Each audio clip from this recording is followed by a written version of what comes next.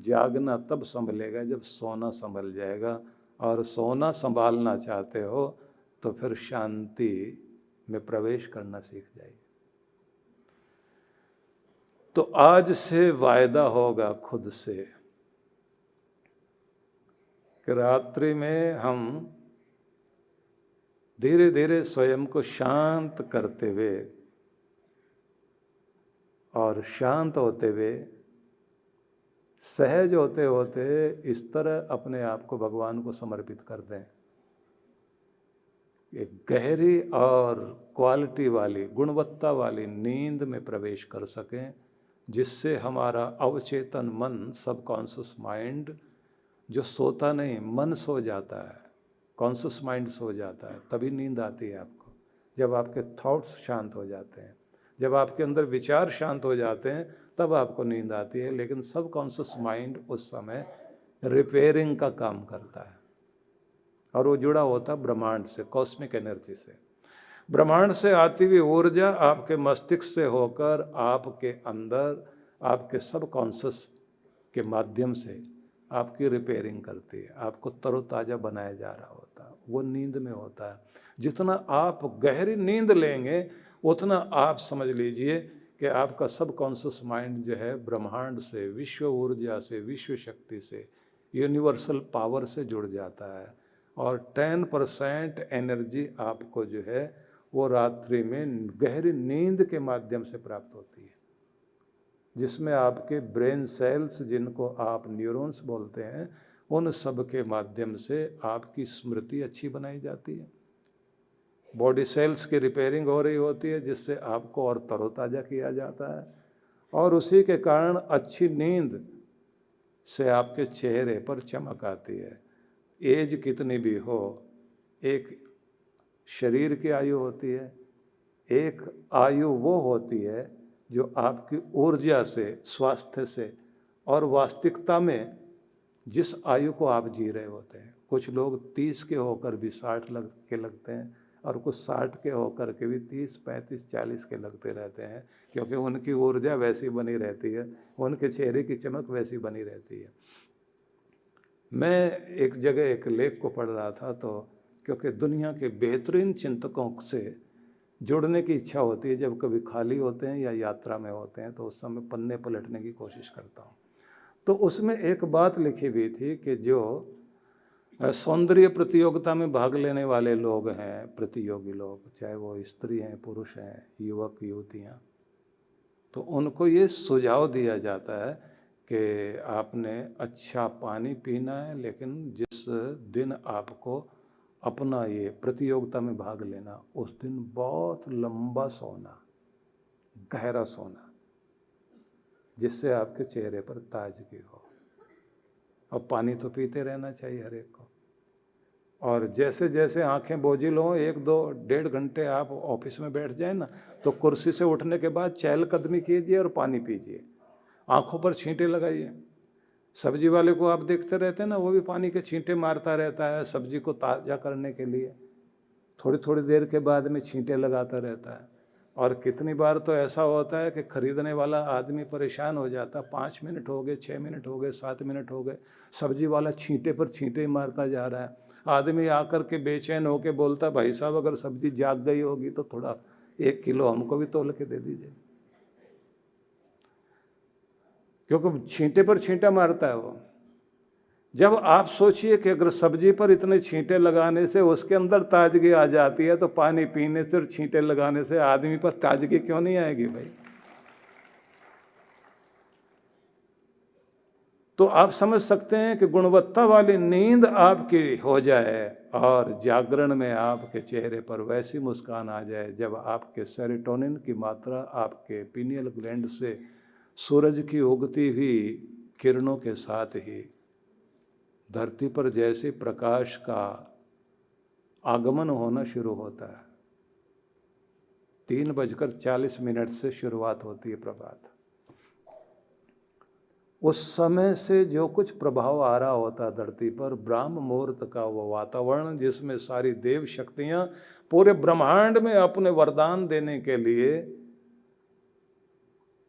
7 साढ़े 7 बजे तक, और ज़्यादा से ज़्यादा आप कह लें गर्मियों में 7 बजे, और इन दिनों आप 7:30 बजे तक सर्दियों में वो प्रभाव रहता है।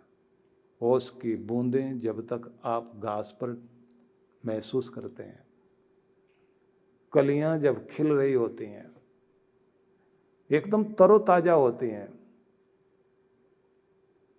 भगवान के, शिव के भक्तों में व्याघ्रपाद नाम के एक भक्त का वर्णन दक्षिण भारत के ग्रंथों में मिलता है कि वो जाते थे सुबह सुबह जंगल में खिलती हुई कलियां और अध खिले फूल लेकर भगवान को चढ़ाते थे, कि जिस पर किसी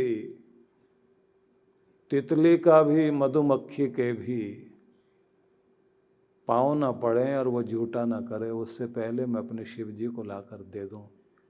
और कहते हैं कि जब वो आता था तो ये कहता था कि मैं मन में किसी और का विचार ना करूं, किसी और का चेहरा ना देखूं, किसी और के शब्द ना बोलूं, मेरे शिव मैं पहले तेरा नाम बोलना चाहता हूं और तुझे वो अधखिले फूल चढ़ाना चाहता हूं जो ब्रह्म मुहूर्त में जाग कर मुस्कराने के लिए, खिलने के लिए तैयारी कर रहे हैं, मैं तुम्हें वो अर्पित करता हूँ। कहते हैं कि शिव जी ने उसको दर्शन दिए और कहा कि तू जिस पवित्रता का ध्यान रख रहा है कि पहला भाव तेरा भगवान का, पहला विचार भगवान का, पहली छवि हर दिन की आंखों में आए तो परमात्मा की, और पहला बोल जिसके लिए बोलना है वो भी परमात्मा, कि इसलिए तू मेरे लिए पहला है, भक्तों में तेरा नाम याद रखा जाएगा।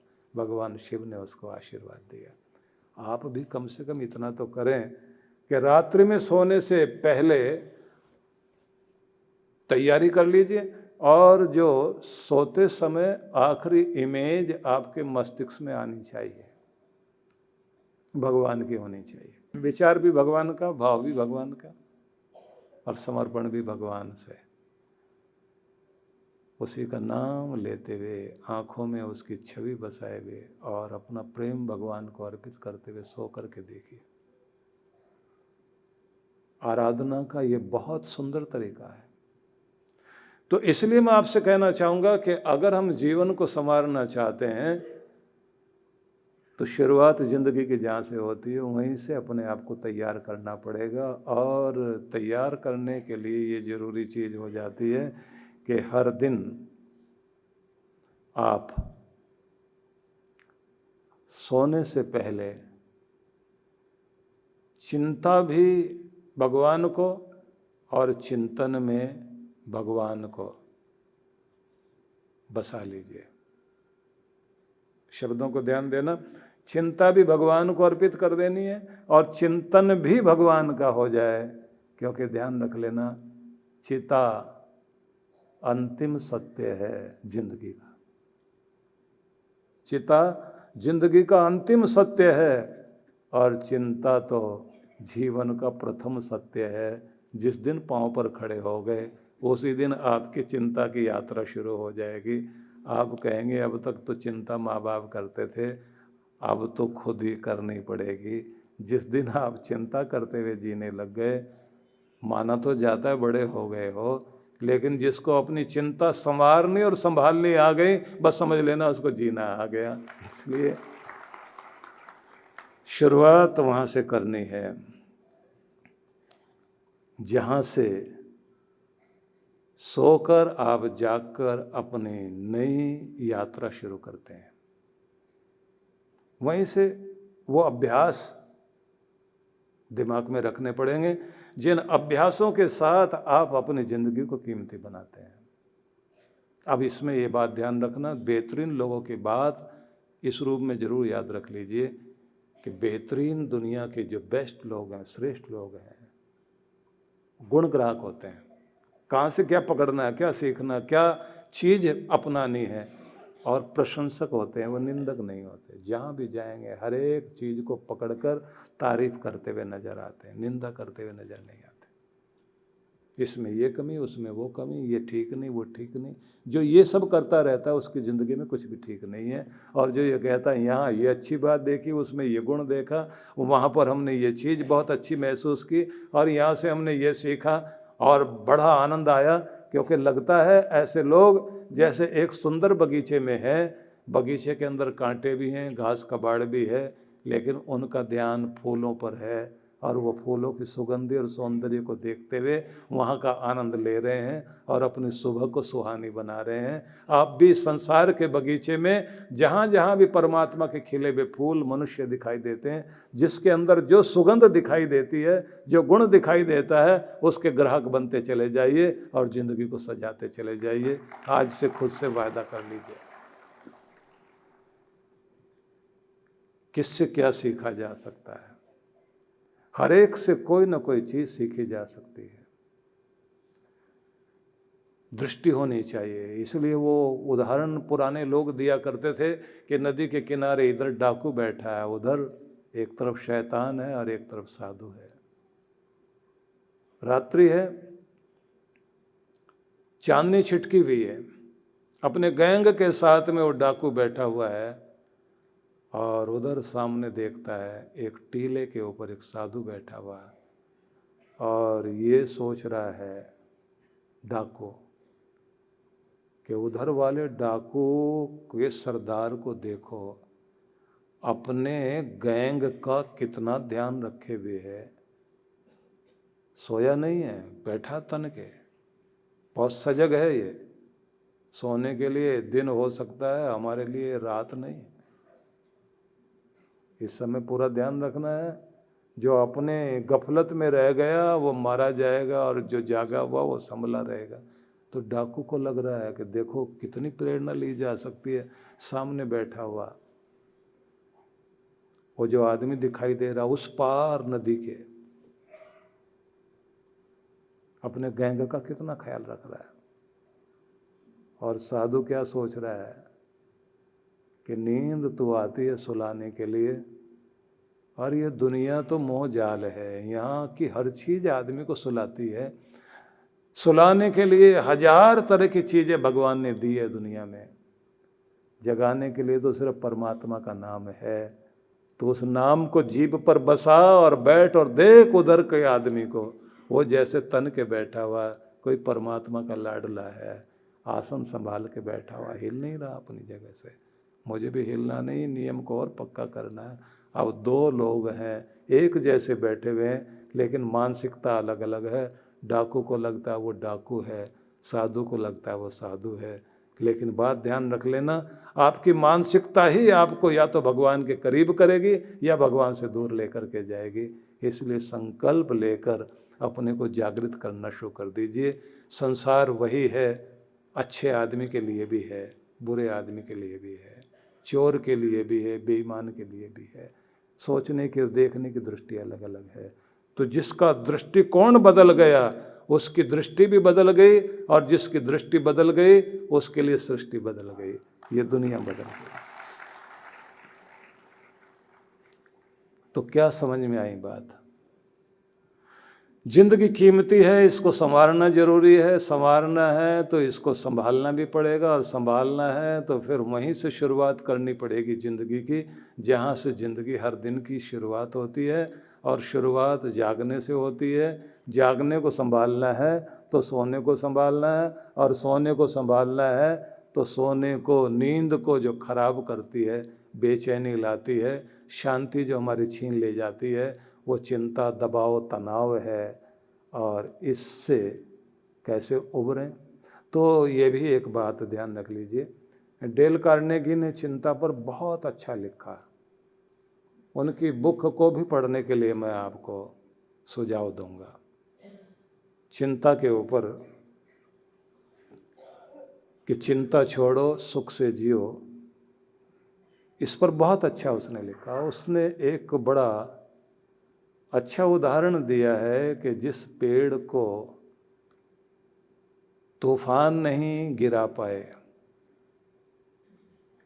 दीमक लग गई उसकी जड़ में, तो अपने बोझ से ही गिरकर जमीन पर बिखर गया। कि वो दीमक कुछ और नहीं है, दीमक चिंता है।